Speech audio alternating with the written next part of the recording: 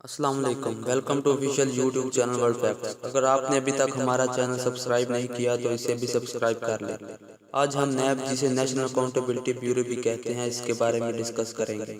بدقسمتی سے Pakistan corruption free ملک کی لسٹ میں شامل نہیں ہے اور کرپشن پاکستان میں عام ہے۔ بنیادی طور پر پاکستان کا بنیادی قانونی فریم ورک 1947 میں آزادی حاصل کرنے کے بعد برطانوی دور کے قوانین سے اخذ کیا گیا ہے۔ ابتدا میں پاکستان میں کرپشن کو تعزیرات پاکستان 1960 کے ذریعے ڈیل کیا جاتا تھا۔ 70 سال کے عرصے میں کئی اینٹی کرپشن اقدامات اٹھائے گئے اور قانون نافذ کرنے والی ایجنسیوں کے فروغ کے باوجود سرکاری اور پرائیویٹ شعبے کی کرپشن کو ختم نہ کیا جا سکا۔ پاکستان میں کرپشن کو ڈیل کرنے والے بنیادی قوانین کے ساتھ ساتھ وفاقی سطح پر دو اینٹی کرپشن اتھارٹیز ACAs یعنی نیب اور فیڈرل انویسٹیگیشن ایجنسی یعنی FIA کام کر رہی ہے۔ صوبائی سطح پر 4 ACAs یعنی اینٹی کرپشن اسٹیبلشمنٹ سرکاری شعبے میں کرپشن کے مقدمات کی تحقیقات کا اختیار رکھتی ہیں۔ نیب آرڈیننس کے ذریعے اکاؤنٹیبلٹی کورٹس قائم کی گئی جو نیب کے مقدمات کو ڈیل کرتی ہیں۔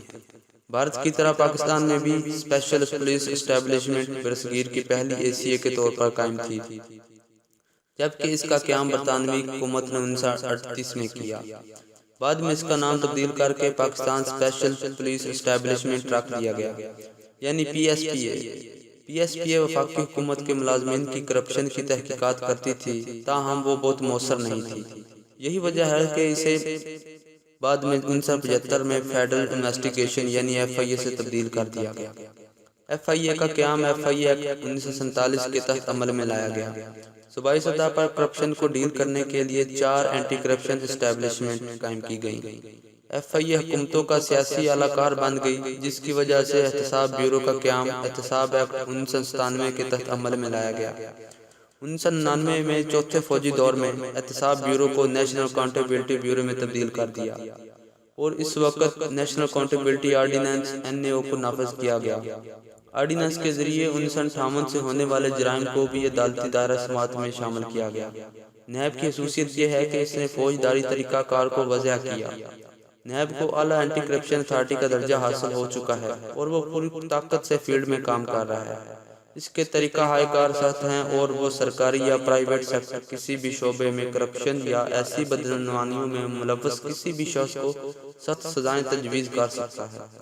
ایسے افراد جو اپنے اختیارات کا ناجائز فائدہ اٹھائیں، عوام کو بڑے پیمانے پر دھوکہ دہی، منی لانڈرنگ جیسے جرائم میں ملوث ہوں، جیسا کہ اسحاق ڈار۔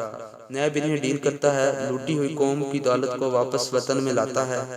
نیب کو اختیار حاصل ہے کہ وہ کسی بھی وقت کسی بھی محکمہ سے دوران تفتیش معلومات حاصل کر سکتا ہے اور ساتھ ہی کسی بھی مجرم کے اثاثے بھی منجمد کر سکتا ہے۔ نیب کے ایکٹ کے تحت اگر سرکاری عہدیدار مجرم قرار پائے تو اسے 14 سال کی سزا دی جا سکتی ہے۔ کوئی بھی عدالت نیب کے کسی مجرم کو ضمانت پر رہا نہیں کر سکتی اور جب نیب کسی مجرم پر کارروائی کرتا ہے تو دیگر تمام ایجنسیاں اس پر کارروائی نہیں کر سکتی۔ نیب کے 2 دفاتر ہیں، چیئرمین اور پراسیکیوٹر جنرل اکاؤنٹیبلٹی PGA۔ ان دونوں کو صدر نیشنل اسمبلی کے لیڈر آف دی ہاؤس اور لیڈر آف دی اپوزیشن رضامندی سے تعینات کرتے ہیں۔ ان کی مدت اور عہدہ 4 اور 3 سال ہیں، جس میں اضافہ نہیں کیا جا سکتا اور انہیں صرف سپریم کورٹ کے جج کے طریقہ کار کے مطابق ہی برطرف کیا جا سکتا ہے۔ نیب کسی ادارے یا وفاقی اور صوبائی حکومت کو جوابدہ نہیں ہے۔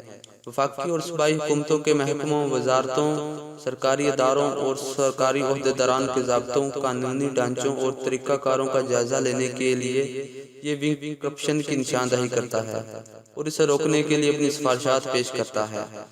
کچھ دن پہلے نیب کے میسیجز آئے تھے، سے نو ٹو کرپشن۔ بجلی کے بل ٹی شرٹ پہ نو کرپشن لکھنے سے کبھی کرپشن ختم نہیں ہوگی۔